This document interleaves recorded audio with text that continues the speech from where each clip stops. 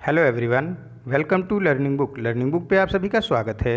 Learning book के इस video में हम 18 अगस्त और 19 अगस्त से संबंधित करंट अफेयर के महत्वपूर्ण प्रश्नों को कवर करेंगे। अपने प्रश्नों के डिस्कशन की शुरुआत की जाए उससे पहले आप सभी से एक रिक्वेस्ट है कि लर्निंग बुक चैनल को अधिक से अधिक शेयर करके हमें अपना सपोर्ट दें। और जो नए व्यूअर्स चैनल से आज पहली बार जुड़ रहे हैं उनसे रिक्वेस्ट है कि वो चैनल को सब्सक्राइब करके बेल आइकॉन को प्रेस कर दें, जिससे जो भी नई वीडियोस चैनल पे अपलोड हो उसकी नोटिफिकेशन आप तक समय से पहुंच सके। आइए फिर शुरुआत करते हैं पहले प्रश्न के साथ। आज का पहला प्रश्न है, प्रधानमंत्री नरेंद्र मोदी ने चेन्नई और किस शहर को जोड़ने के लिए पनडुब्बी ऑप्टिकल फाइबर केबल का उद्घाटन किया? चेन्नई को जोड़ा जाएगा पोर्ट ब्लेयर से पनडुब्बी ऑप्टिकल फाइबर से। पनडुब्बी ऑप्टिकल फाइबर यानी कि ये समुद्र के नीचे से ऑप्टिकल फाइबर जाएगा जो कि चेन्नई को जोड़ेगा पोर्ट ब्लेयर से। पोर्ट ब्लेयर राजधानी है अंडमान निकोबार द्वीप समूह की, अंडमान निकोबार आइलैंड की। अंडमान निकोबार आइलैंड हिंद महासागर में स्थित बंगाल की खाड़ी में स्थित है। ये इंडियन आइलैंड है। आइलैंड क्या होता है और खाड़ी क्या होता है? देखिए, आइलैंड उस एरिया को बोलेंगे जो चारों तरफ से पानी से घिरा हो, और खाड़ी उस एरिया को बोलेंगे जो तीन तरफ से पानी से घिरा हो। तो बंगाल की खाड़ी यानी ये बंगाल का वो एरिया जो तीनों तरफ से समुद्र के जल से घिरा हुआ है उसे बंगाल की खाड़ी बोल देते हैं, और ये एरिया काफ़ी लंबा है। फिर उसके बाद बात करते हैं अंडमान निकोबार आइलैंड की। ये आइलैंड मीन्स कि अंडमान निकोबार चारों तरफ से समुद्र के जल से घिरा हुआ है, इसलिए यहाँ पे वर्ड आइलैंड यूज़ किया गया और वहाँ पे खाड़ी का वर्ड यूज़ किया गया बंगाल के लिए। तो ये बंगाल की खाड़ी में स्थित है। जो बंगाल है उससे थोड़ी दूरी क्या है, ये 1600 किलोमीटर अंदर है बंगाल से, और वहाँ तक भारतीय क्षेत्र माना जाता है। ये भारतीय क्षेत्र में ही आएगा और ये इंडियन आइलैंड है। अब ये पूरी तरीके से समुद्र में है तो मोबाइल फ़ोन और इंटरनेट की कनेक्टिविटी है, लेकिन उतनी बेहतर कनेक्टिविटी नहीं है जितनी भारत के अन्य क्षेत्रों में है। इसी कनेक्टिविटी को बेहतर बनाने के उद्देश्य से पनडुब्बी ऑप्टिकल फाइबर केबल बिछाया जाएगा चेन्नई, जो जोड़ेगा चेन्नई को अंडमान निकोबार द्वीप समूह की राजधानी पोर्ट ब्लेयर से। और अंडमान निकोबार में 4G सर्विस शुरू करने वाली पहली कंपनी बनेगी एयरटेल। एयरटेल का जो हेडक्वार्टर है वो नई दिल्ली में है। सुनील भारती मित्तल इसके CMD हैं। वर्ष 2018 के दिसंबर महीने में 3 आइलैंड, देखिए ये द्वीप समूह है यानी ये कई सारे द्वीपों का समूह, अंडमान निकोबार द्वीप समूह इसका नाम है। तो ये कई सारे द्वीपों का समूह है जो कि काफ़ी नज़दीक हैं आपस में। तो जो अंडमान निकोबार द्वीप समूह है इसके 3 आइलैंड का नाम चेंज किया गया, और मैं उसको रिपीट कर रहा हूँ, इसे आप नोट करोगे। हैवलॉक का नाम बदल के स्वराज आइलैंड कर दिया गया, रॉस का नाम बदल के नेताजी सुभाष चंद्र बोस आइलैंड कर दिया गया, और नील आइलैंड का नाम बदलकर शहीद द्वीप कर दिया गया। ये बहुत ही इम्पॉर्टेंट है। ये 2018 का है, लेकिन ये किसी भी एग्ज़ाम में पूछा जा सकता है कि नील आइलैंड का नया नाम क्या है, तो शहीद द्वीप। रॉस आइलैंड का नया नाम क्या है, नेताजी सुभाष चंद्र बोस आइलैंड। और हैवलॉक आइलैंड का नया नाम क्या है, स्वराज आइलैंड। ऑप्शन C इसका करेक्ट हो जाएगा। नेक्स्ट क्वेश्चन है, केंद्रीय मंत्री पीयूष गोयल और प्रहलाद जोशी ने किस शहर में रेलवे म्यूजियम को देश को समर्पित किया? रेलवे म्यूजियम लॉन्च हुआ है, खुला है हुबली में। हुबली कर्नाटक में स्थित है। देखो, हुबली को हुगली से कंफ्यूज नहीं करना है। हुबा है और हुगा है, हुगली रिवर है। हुगा हुगली रिवर है, नदी है जो कि वेस्ट बंगाल में बहती है। और हुबली हुबा हुबली शहर है जो कि कर्नाटका में है। इसी हुबली में खुला है रेलवे म्यूज़ियम, और इसको लॉन्च किया है, इसका उद्घाटन किया है, इनॉग्रेशन किया है हमारे केंद्रीय मंत्री पीयूष गोयल ने, जो कि इंडियन रेलवे मिनिस्टर हैं। ये रेलवे मंत्री हैं भारत के। साथ ही साथ इनके साथ प्रहलाद जोशी भी इस समारोह में थे, और उद्घाटन समारोह में उन्होंने भी हिस्सा लिया। ये वर्चुअल तरीके से इसका उद्घाटन किया गया है। जो प्रहलाद जोशी हैं ये तो हमारे कोल मिनिस्टर ऑफ इंडिया हैं, लेकिन जो इनकी कॉन्स्टिट्यूएंसी है, जो इनका संसदीय क्षेत्र है, ये धारवाड़ है जो कि कर्नाटका में स्थित है। और कर्नाटका में ही हुबली शहर में खोला गया रेलवे म्यूजियम, जिसका उद्घाटन पीयूष गोयल और प्रहलाद जोशी दोनों ने मिलकर किया है। भारतीय रेलवे से कुछ और फैक्ट हैं करंट अफेयर के। भारतीय railway overhead traction system apply करने वाला विश्व का पहला रेलवे बन गया है। क्या है ये ओवरहेड ट्रैक्शन सिस्टम? इसमें जो इंजन होगा वहाँ पे एक ऐसा सिस्टम लगाया जाएगा जो कि फ़ोटो कैप्चर करते हुए सीधे इंडियन रेलवे के सेंटर को भेजता रहेगा। इससे आगे अगर पटरी कहीं पे ब्रेक है या फिर कोई और प्रॉब्लम है तो थोड़ा पहले इससे पता चल जाएगा और ट्रेन को रोक दिया जाएगा। ये एक्सीडेंट, जो ट्रेन के एक्सीडेंट होते हैं उनको रोकने के लिए काफ़ी कारगर सिद्ध होगा इससे ओवरहेड ट्रैक्शन सिस्टम। साथ ही साथ जो रियल टाइम कहाँ पे ट्रेन इस समय है इसकी भी स्थिति का पता इंडियन रेलवे को एकदम बिल्कुल समय से मिलेगा और एक्यूरेट टाइम बताया जाएगा पैसेंजर को भी, जिससे वो काफ़ी पहले स्टेशन पे आके परेशान ना होना पड़े।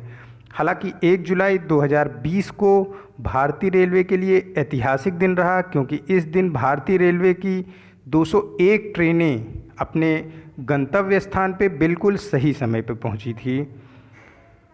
आंध्र प्रदेश से बांग्लादेश के लिए एक ट्रेन चलाई जा रही है जो कि सूखी मिर्च को लेके जाएगी, सूखी लाल मिर्च को लेके जाएगी आंध्र प्रदेश से बांग्लादेश। और एक बात नोट करेंगे आप, भारतीय रेलवे बांग्लादेश को 10 मॉडिफाइड ब्रॉड गेज इंजन दे रहा है, जो कि बांग्लादेश की जो रेलवे है उसको सुधारने में मदद करेगा। उनके जो लोड पड़ रहा है मालगाड़ियों का और पैसेंजर गाड़ियों का उसमें सुविधा प्रदान करेगी। ये भारतीय रेल इंजन मॉडिफाइड करके बांग्लादेश को दिया जा रहा है। एक और टारगेट है इंडियन रेलवे का, 2023 तक इंडियन रेलवे जो ब्रॉड गेज मार्ग हैं उनको पूरी तरीके से इलेक्ट्रीफाइड करने का टारगेट रखा है। क्या है ये?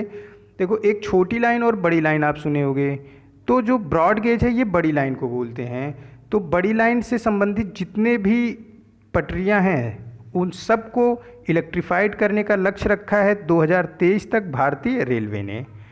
नेक्स्ट क्वेश्चन है, इसका ऑप्शन डी करेक्ट हो जाएगा, हुबली, ये कर्नाटका में स्थित है। नेक्स्ट क्वेश्चन है, स्वच्छ भारत मिशन पर एक इंटरैक्टिव अनुभव केंद्र का शुभारंभ राष्ट्रीय स्वच्छ केंद्र का उद्घाटन किसने किया? राष्ट्रीय स्वच्छ केंद्र का उद्घाटन हमारे प्रधानमंत्री नरेंद्र मोदी ने किया। ये उद्घाटन उन्होंने राजघाट पर किया। 8 अगस्त से 15 अगस्त तक गंदगी मुक्त भारत अभियान भी चलाया गया। और क्या है ये इंटरैक्टिव अनुभव केंद्र जिसका उद्घाटन हमारे प्रधानमंत्री नरेंद्र मोदी ने राजघाट नई दिल्ली पर किया? ये पूरी तरीके से ऑनलाइन इंटरेक्शन होगा। इसमें जो स्वच्छता से संबंधित विचारों का आदान प्रदान होगा, क्या क्या समस्याएं आ रही हैं किस क्षेत्र में स्वच्छता से संबंधित, वो ऑनलाइन तरीके से एक दूसरे से शेयर होंगी और उसे दूर करने के उपायों का भी इस पर शेयर किया जाएगा। एक चर्चा होगी, परिचर्चा की जाएगी कि कैसे और स्वच्छ बनाया जाए। ये दिल्ली में है, कोई दिल्ली से कोई एक्सपर्ट बैठ जाएगा जो कि पूरे देश के एक्सपर्ट को, हर शहर के एक्सपर्ट को अपने साथ जोड़ेगा और एक परिचर्चा कर सकेगा कि कैसे और ज़्यादा स्वच्छता को बढ़ाया जाए अपने देश में। ये पूरी तरीके से ऑनलाइन इंटरेक्शन होगा। स्वच्छ भारत अभियान इंडियन गवर्नमेंट ने शुरू किया था 2 अक्टूबर 2014 को और इससे काफ़ी फ़र्क भी देखने को मिला है। कई सारे रेलवे स्टेशन काफ़ी स्वच्छ रहने लगे हैं, कई सारे शहर काफ़ी स्वच्छ हैं और काफ़ी हद तक ये अभियान अभी तक सफल दिख रहा है। हालांकि इसमें अभी बहुत ज़्यादा कार्य करने की आवश्यकता भी है। तो राष्ट्रीय स्वच्छ केंद्र का उद्घाटन नरेंद्र मोदी ने राजघाट नई दिल्ली पर किया। ऑप्शन डी करेक्ट हो जाएगा। नेक्स्ट क्वेश्चन है, पंजाब क्रिकेट एसोसिएशन किसकी याद में अपने नए स्टेडियम का नाम रखेगा? पंजाब में एक नया स्टेडियम बन रहा है जिसका नाम रखा जाएगा महाराज यादवेंद्र सिंह। ऑप्शन सी, यादवेंद्र सिंह ये कैप्टन अमरिंदर सिंह जो प्रेजेंट टाइम में चीफ मिनिस्टर हैं, मुख्यमंत्री हैं पंजाब के, उनके पिता हैं और साथ ही साथ ये पटियाला के आखिरी महाराज भी थे।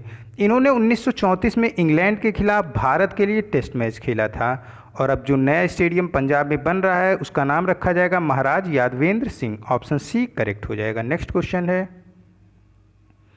भारत का पहला नगर निगम कौन है जो शहरी लोगों को वन भूमि अधिकार प्रमाण पत्र प्रदान करता है? देखिए, वन भूमि अधिकार प्रमाण पत्र प्रदान करेगा जगदलपुर नगर निगम। क्या है ये? पहले तो ये जान लेते हैं, जगदलपुर नगर निगम ये स्थित है छत्तीसगढ़ में। क्या है ये? शहरी लोगों को वन भूमि अधिकार प्रमाण पत्र प्रदान करना।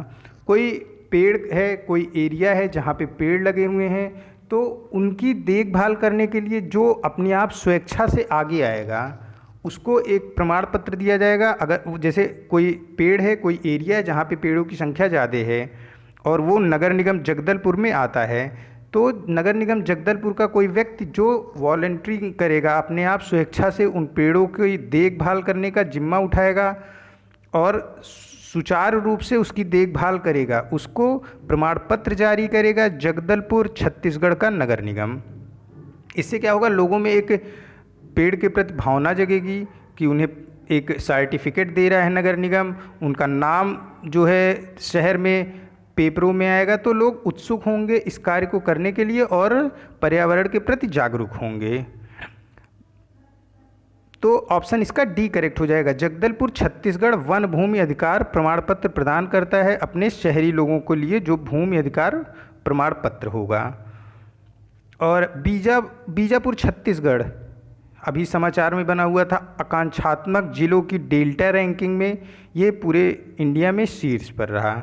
ये आकांक्षात्मक जिलों की डेल्टा रैंकिंग जारी करता है नीति आयोग। गोधन न्याय योजना ये छत्तीसगढ़ की योजना है। और कुछ मुरिया, हल्बा, धुरवा ये सारी जनजातियां हैं जो कि छत्तीसगढ़ की हैं। छत्तीसगढ़ की राजधानी रायपुर है और मुख्यमंत्री भूपेश बघेल हैं। नेक्स्ट क्वेश्चन है, किस राज्य के मुख्यमंत्री ने फरीदाबाद पुलिस स्टेशन का गुंडा विरोधी अभियान किशोरों के लिए शुरू किया है? देखो, अभी फरीदाबाद कहाँ स्थित है ये पता है, तो ये क्वेश्चन तो अपने आप हो जाने वाला है, हरियाणा। ऑप्शन सी करेक्ट है। लेकिन क्या है ये गुंडा विरोधी अभियान किशोरों के लिए जो शुरू किया गया है? देखिए, किशोरों के लिए सारे जितने भी सोशल नेटवर्किंग प्लेटफॉर्म हैं, फेसबुक, इंस्टाग्राम, ट्विटर और आपका व्हाट्सअप, इन सब पे @FB पुलिस के नाम से एक अभियान चलाया जाएगा। ये टीन एज पुलिसिंग करेंगे। क्या होता है कि कई सारे टीनेजर्स, जब कोई व्यक्ति गलत कार्य करता है, अपनी ताकत का प्रदर्शन करता है या साफ शब्दों में कहें गुंडई करता है, तो उसके प्रति आकर्षित होते हैं जो टीनेजर्स व्यक्ति होते हैं। ये तो काफ़ी शक्तिशाली व्यक्ति है, ऐसा करके ये आकर्षित होते हैं, जिससे उनका धीरे धीरे उनका आत्मविश्वास अपने लिए कमज़ोर होता जाता है, क्योंकि वो पढ़ाई कर रहे होते हैं, सामने वाला एक तरीके से गुंडई कर रहा होता है, तो उनका आत्मविश्वास खुद में कमज़ोर होता है, क्योंकि वो सामने वाले को काफ़ी शक्तिशाली, उनको लगता है कि ये व्यक्ति काफ़ी शक्तिशाली है, क्योंकि ये टीनेजर्स होते हैं, उतनी समझ नहीं होती है। तो इनके आत्मविश्वास में पुनः वृद्धि हो, उसको उनके बताया जाए ये टीनेजर्स को कि ये गलत काम है, इसका परिणाम आगे चल के कभी ना कभी इनके लिए बहुत ही बुरा होगा जो गलत काम करेंगे, और उनके व्यक्तिगत विकास पे विशेष ध्यान देने के लिए ही ये अभियान चलाया जा रहा है, गुंडा विरोधी अभियान किशोरों के लिए।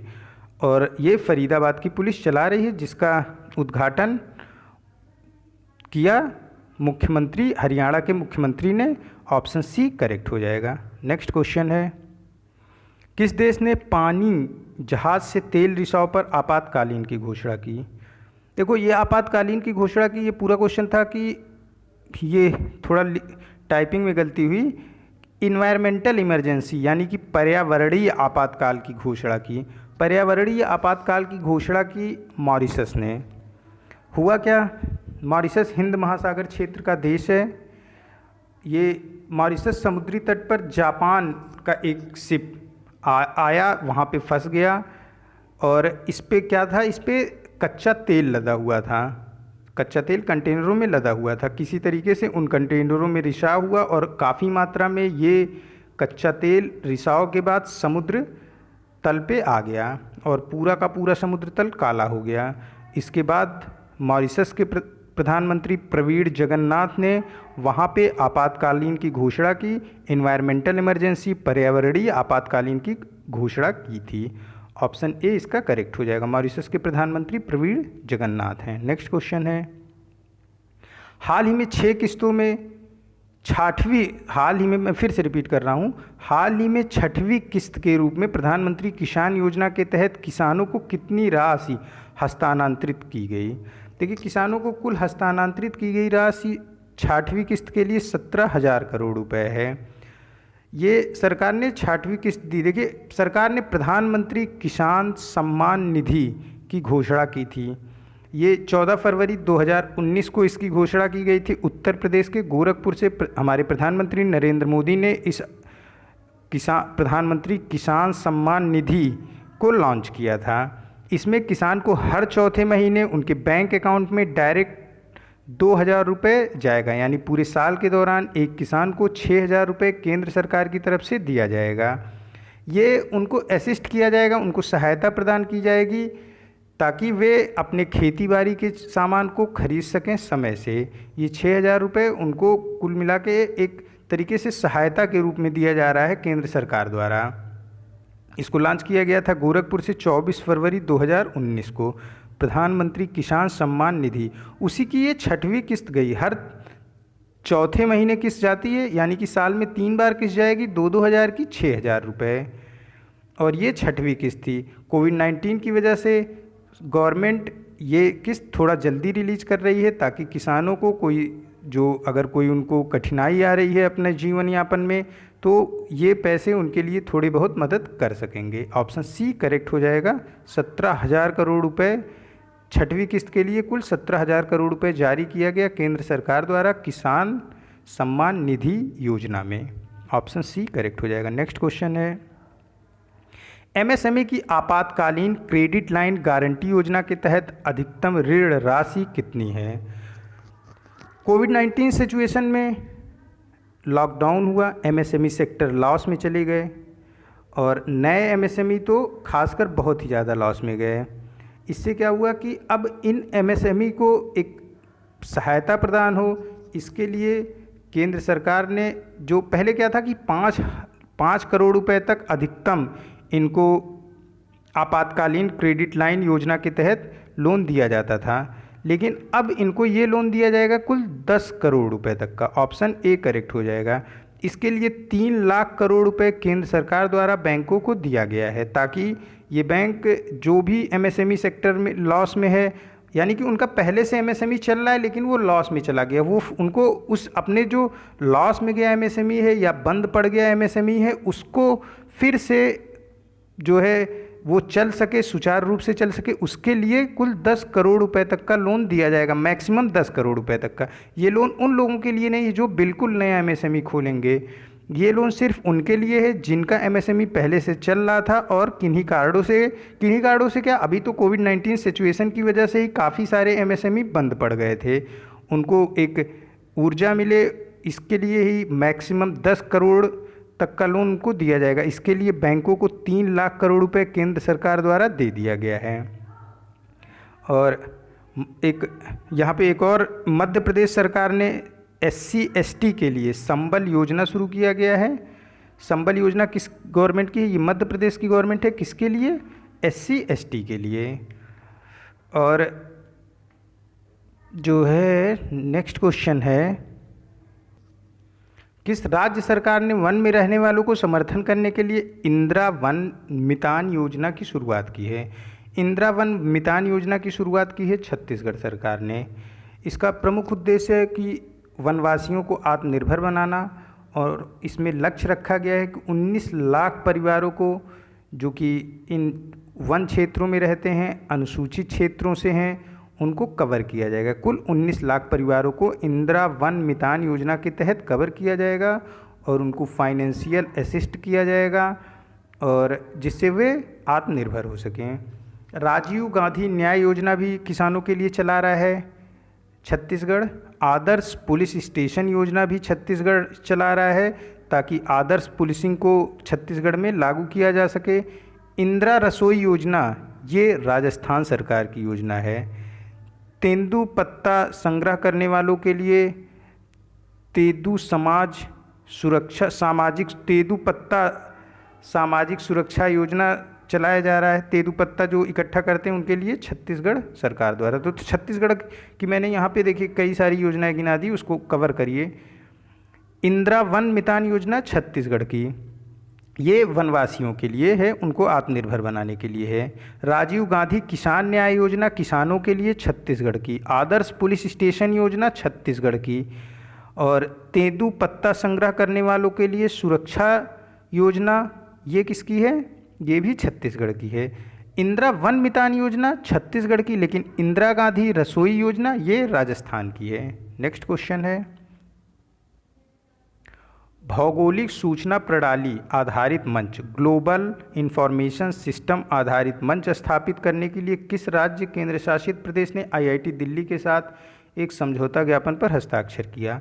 बिहार पॉल्यूशन कंट्रोल बोर्ड ने बिहार में वायु गुणवत्ता प्रबंधन के लिए ग्लोबल इंफॉर्मेशन सिस्टम आधारित मंच स्थापित करने की योजना बनाई है और इसके लिए बिहार सरकार ने आईआईटी दिल्ली के साथ समझौता किया।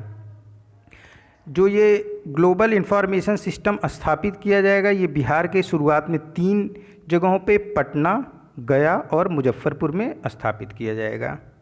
इससे क्या होगा कि बिहार में जो अगर एयर पॉल्यूटेड होने वाली है या हो रही है तो उसके बारे में पहले ही पता चल जाएगा और उसके लिए उचित प्रबंध किया जाएगा बिहार सरकार के द्वारा, ताकि लोगों को स्वच्छ वायु मिल सके।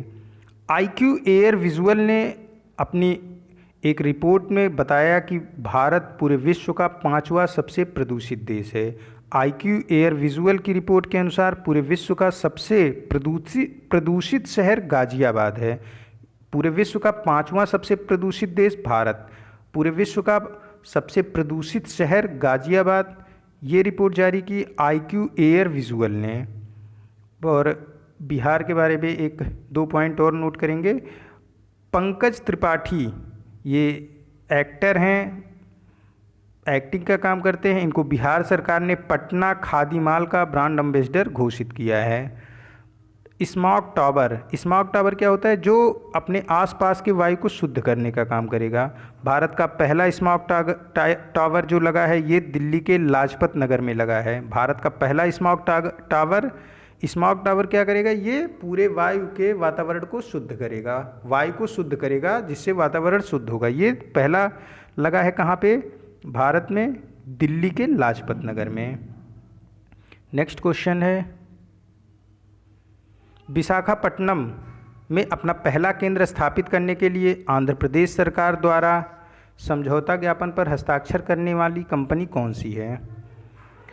आंध्र प्रदेश सरकार ने बोस्टन कंपनी के साथ एक समझौता किया है, जिसके तहत बोस्टन कंपनी अपना केंद्र स्थापित करेगी आंध्र प्रदेश के विशाखापट्टनम में। बोस्टन कंपनी सूचना और प्रौद्योगिकी अनुसंधान विकास के लिए इस केंद्र में रिसर्च और डेवलपमेंट का काम करेगी। यानी ये केंद्र पूरी तरीके से सूचना प्रौद्योगिकी, इंफॉर्मेशन टेक्नोलॉजी के लिए रिसर्च एंड डेवलपमेंट को समर्पित होगा, जो कि बोस्टन द्वारा स्थापित किया जाएगा। कंपनी का सेंटर खोलने के लिए समझौता ज्ञापन पर हस्ताक्षर करने वाला कौन सा है? ये प्रदेश है आंध्र प्रदेश। बोस्टन कंपनी जो सेंटर खोलेगी, आंध्र प्रदेश सरकार ने इस पे हस्ताक्षर किया है। इसमें artificial intelligence, machine learning, cyber सुरक्षा जैसी तकनीक के लिए रिसर्च और डेवलपमेंट का कार्य किया जाएगा। जो बोस्टन कंपनी है ये यूएसए, अमेरिका की कंपनी है, जो कि ये यूएसए की कंपनी है जो कि बोस्टन में स्थित है, और जिस स्थान पे ये स्थित है वहीं पे इसका हेडक्वार्टर भी है और यही उसका नाम भी है। बोस्टन कंपनी का हेडक्वार्टर बोस्टन में है। बोस्टन कहाँ पे है? ये यूएसए में है। ऑप्शन सी इसका करेक्ट हो जाएगा। नेक्स्ट क्वेश्चन है, वाल्टर रोजर मार्टोस किस देश के प्रधानमंत्री के रूप में नियुक्त हुए हैं? वाल्टर रोजर मार्टोस नियुक्त हुए हैं पेरू के नए प्रधानमंत्री। Peru south America continent, south America महाद्वीप का देश है और इसकी कैपिटल लीमा है। ऑप्शन डी करेक्ट हो जाएगा। नेक्स्ट क्वेश्चन है, मोहम्मद औलद बिलाल को हाल ही में इस्लामिक गणराज्य मॉरिटानिया के 16वें प्रधानमंत्री के रूप में नियुक्त किया गया। मॉरिटानिया की राजधानी क्या है? मॉरिटानिया की राजधानी है नोवाकशॉट। नोवाकशॉट, देखिए यहाँ पे हिंदी में लिखने में प्रॉब्लम हुई, जो लिख गया है नौचकोट। ऑप्शन सी ही होगा, लेकिन राजधानी का नाम दूसरा है नौचकोट। आप गलत करोगे, नौचकोट को आप नहीं ध्यान दोगे, आप ध्यान दोगे। मार्टिनिया की राजधानी है नोवाकशॉट। मैं फिर से रिपीट कर रहा हूँ, मार्टिनिया की राजधानी है नोवाकशॉट। मार्टिनिया अफ्रीका कॉन्टिनेंट का देश है और इसकी राजधानी नोवाकशॉट है। और इसके नए प्रधानमंत्री बने हैं, 16वें प्रधानमंत्री हैं इसके, Mohamed Ould Bilal. Option C correct होगा, लेकिन नौचकॉट नहीं होगा, नोवाकशॉट होगा। मार्टिनिया की राजधानी नोवाकशॉट है। नेक्स्ट क्वेश्चन है, हर्ष कुमार भानवाल किस संगठन के कार्यकारी अध्यक्ष के रूप में नियुक्त हुए हैं? हर्ष कुमार भानवाल नियुक्त हुए हैं कैपिटल इंडिया फाइनेंस के कार्यकारी अध्यक्ष के रूप में। इससे पहले हर्ष कुमार भानवाल थे चेयरमैन नाबार्ड के, और नाबार्ड के अभी जो चेयरमैन हैं इनका नाम है गोविंद रजूलू चिंटाला। यानी नाबार्ड के पूर्व चेयरमैन नियुक्त किए गए हैं। अब नाबार्ड के पूर्व चेयरमैन जिनका नाम हर्ष कुमार भानवाल है, उनको कैपिटल इंडिया फाइनेंस का कार्यकारी अध्यक्ष नियुक्त किया गया है। और नाबार्ड के जो प्रेजेंट चेयरमैन हैं इनका नाम है गोविंद रजूलू चिंटाला। नेक्स्ट क्वेश्चन है, रक्षा मंत्रालय ने सैन्य मामलों के विभाग द्वारा कितने रक्षा हथियार और सैन्य प्लेटफार्मों को आयात से प्रतिबंधित कर दिया है? कुल 101 रक्षा हथियारों और सैन्य प्लेटफार्मों को आयात से प्रतिबंधित कर दिया है। यानी अब 101 तरीके के रक्षा हथियार और सैन्य प्लेटफार्म को भारत दूसरे देशों से नहीं खरीदेगा। यह निर्णय आत्मनिर्भर भारत अभियान में स्वदेशी रक्षा विनिर्माण को बढ़ावा देने के लिए किया गया है। और ये 2020 से 2024 तक इन 101 रक्षा वस्तुओं की जो लिस्ट है, इसका इंपोर्ट भारत अब नहीं करेगा, इनके इंपोर्ट पर प्रतिबंध लगा दिया गया है। और रक्षा से संबंधित 2020 फरवरी में लखनऊ में डिफेंस एक्सपो का आयोजन हुआ था, जिसका उद्घाटन प्रधानमंत्री नरेंद्र मोदी ने किया था। और अभी कुछ दिनों पहले ही defence production and export promotion policy 2020 जारी की गई। इस पॉलिसी के अनुसार भारत 2025 तक 1,75,000 करोड़ रुपए का रक्षा कारोबार का लक्ष्य अपने लिए रखा है। भारत ने अपने लिए 1,75,000 करोड़ रुपए का रक्षा कारोबार का लक्ष्य बनाया है 2025 तक। इस 1,75,000 करोड़ रुपए में से भारत 35,000 करोड़ रुपए का एक्सपोर्ट करेगा, जबकि 1,40,000 करोड़ रुपए का जो रक्षा का उत्पादन भारत में होगा उसका इस्तेमाल भारत स्वयं करेगा। अगर हम बात करें इंपोर्ट की, तो भारत दूसरे देशों से रक्षा खरीदने में, रक्षा उपकरण खरीदने में दूसरे स्थान पे रहा इस वर्ष। पहले स्थान पे सऊदी अरब रहा, जबकि एक्सपोर्ट करने में यानी दूसरे देशों को रक्षा उपकरण बेचने में भारत 23वें स्थान पे रहा। इसी गैप को भरने के उद्देश्य से ही ये सारे निर्णय लिए जा रहे हैं, जिसमें 2025 तक 1,75,000 करोड़ रुपए का रक्षा उत्पादन कारोबार का लक्ष्य रखा गया है defence production and export promotion policy 2020 में। साथ ही साथ 101 रक्षा हथियार और सैन्य प्लेटफार्मों को आयात से प्रतिबंधित कर दिया गया है भारत में। और ये सारे जो निर्णय लिए जा रहे हैं ये कहीं ना कहीं मदद करेंगे भारत की। भारत ने एक अपने लिए और लक्ष्य रखा है कि 2024 तक भारत 5 ट्रिलियन इकोनॉमी का देश हो जाए। 2024 तक 5 ट्रिलियन इकोनॉमी के देश का लक्ष्य भी भारत ने अपने लिए रखा है। ये सारे के सारे जो निर्णय लिए जा रहे हैं रक्षा से संबंधित, सभी 5 ट्रिलियन इकोनॉमी तक पहुंचने में भारत की मदद करेंगे 2024 तक। नेक्स्ट क्वेश्चन है, BEEG नाम से स्वदेशी सीड बॉल विकसित करने के लिए किस IIT ने एग्नेस अपशिष्ट प्रबंधन प्राइवेट लिमिटेड का सहयोग किया है? एग्नेस अपशिष्ट प्रबंधन प्राइवेट लिमिटेड का सहयोग किया है IIT कानपुर ने। BEEG क्या है, इसका फुल फॉर्म पहले जान लेते हैं। Bio composite enriched eco friendly. Bio composite enriched eco friendly. अब इसको एक फिगर दिखाता हूँ मैं आपको, तो आप समझोगे कि ये क्या है, सीड बॉल क्या है। एक सेकंड में फिगर आपके लिए लेके आता हूँ।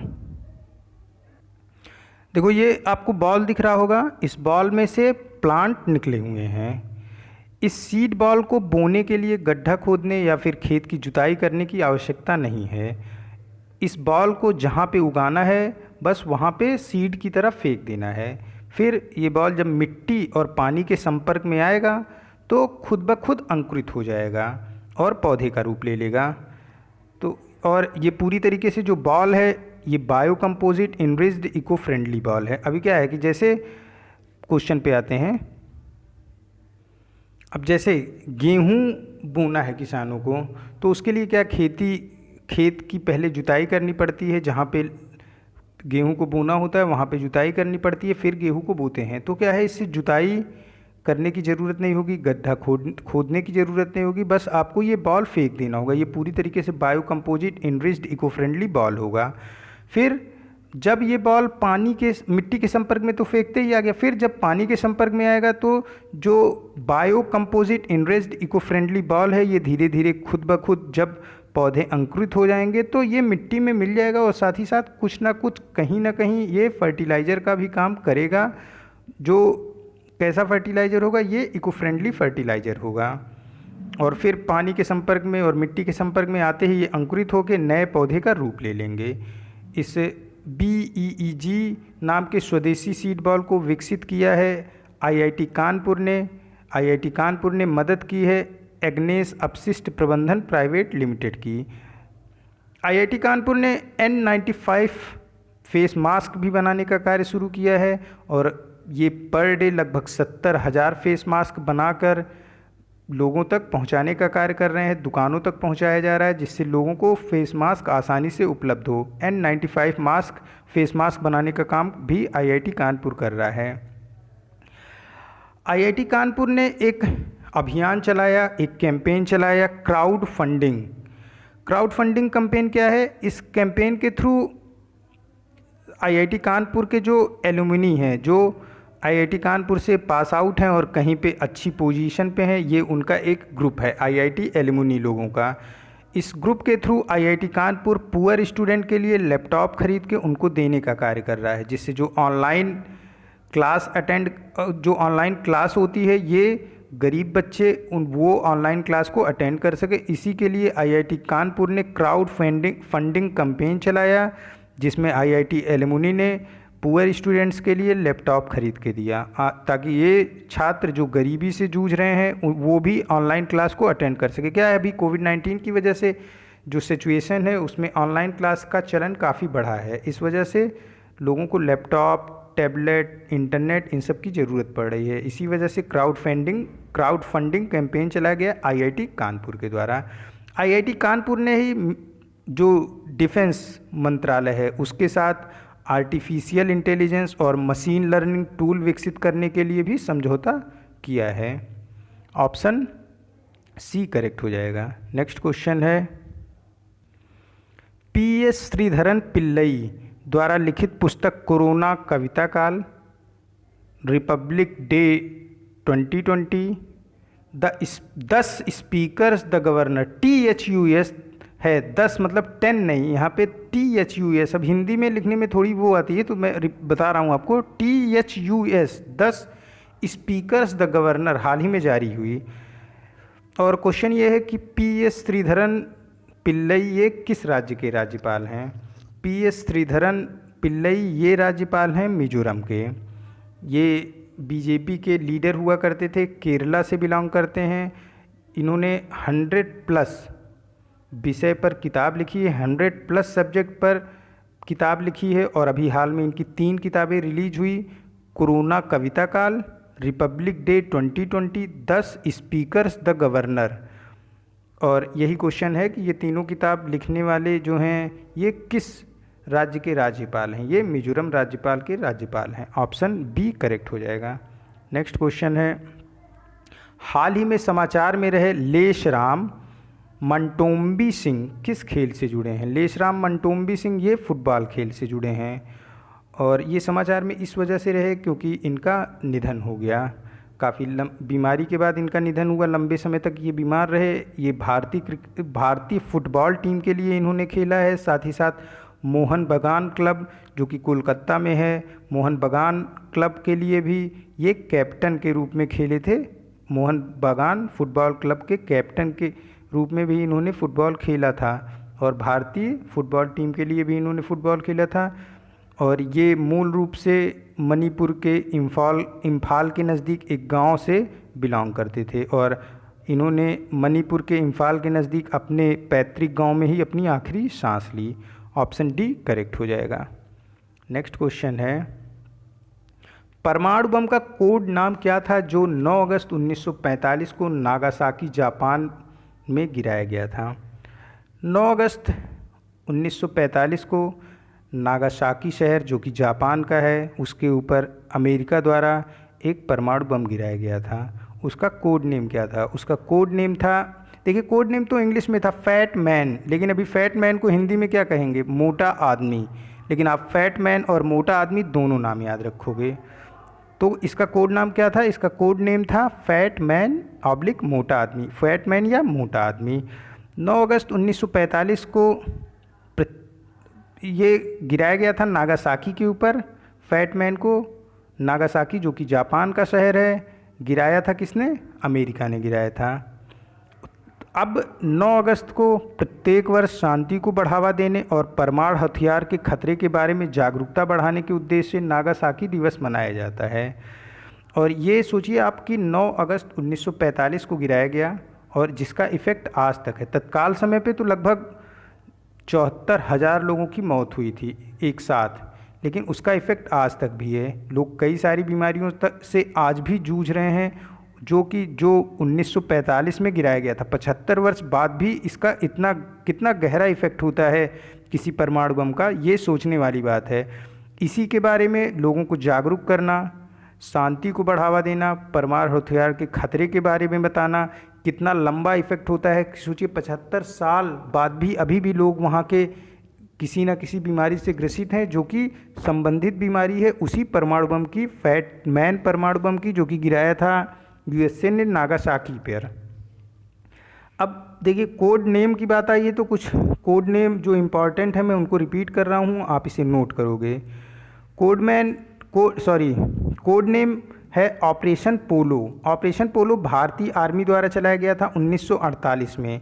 जो हैदराबाद का निज़ाम था वो भारत में हैदराबाद को मिलाने से मना कर रहा था, तो आर्मी ने ज़बरदस्ती हैदराबाद के निज़ाम को भारत में मिलाने के लिए मजबूर किया ऑपरेशन पोलो के थ्रू।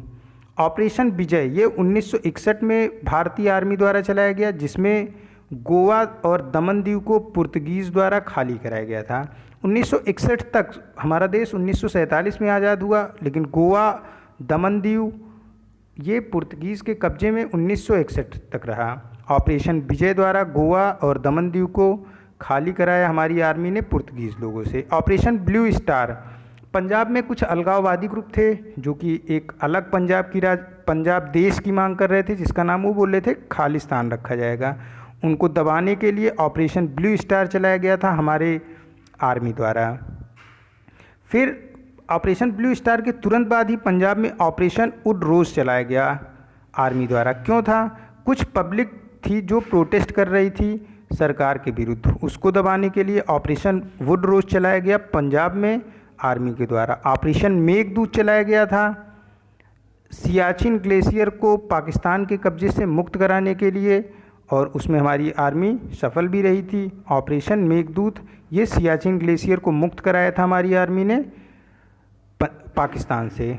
ऑपरेशन ऑल आउट 2015 से चलाया जा रहा है जम्मू कश्मीर में आर्मी द्वारा, ताकि जम्मू कश्मीर को पूरी तरीके से टेररिस्ट फ्री बनाया जा सके। ऑपरेशन मैत्री भी चलाया था हमारे आर्मी ने नेपाल में एक भयंकर अर्थक्वेक आया, भूकंप आया, जिसमें काफ़ी जान माल का नुकसान हुआ था, तो उसमें हमारी आर्मी मदद करने नेपाल गई थी, और उस मदद का जो ऑपरेशन का नाम था उसका नाम था ऑपरेशन मैत्री। तो ये सारे कुछ इम्पॉर्टेंट कोड नेम थे जो हमारी इंडियन आर्मी द्वारा चलाए गए थे, उनको मैंने यहाँ बोला। इसे आप फिर से वीडियो को पीछे ले जाके देख सकते हो, सारे के सारे ये याद होने चाहिए, लर्न होने चाहिए आपको। Operation Polo, operation Vijay, operation Blue Star, operation Woodrose, operation Meghdoot, operation All Out, operation Maitri. और परमाणु बम का कोड नेम क्या था? उसका नाम था फैट मैन या फिर मोटा आदमी। ऑप्शन सी करेक्ट हो जाएगा। ये आज का लास्ट क्वेश्चन था। मिलते हैं नए करंट अफेयर के साथ नेक्स्ट वीडियो में। Keep study on learning book. Thank you for watching this.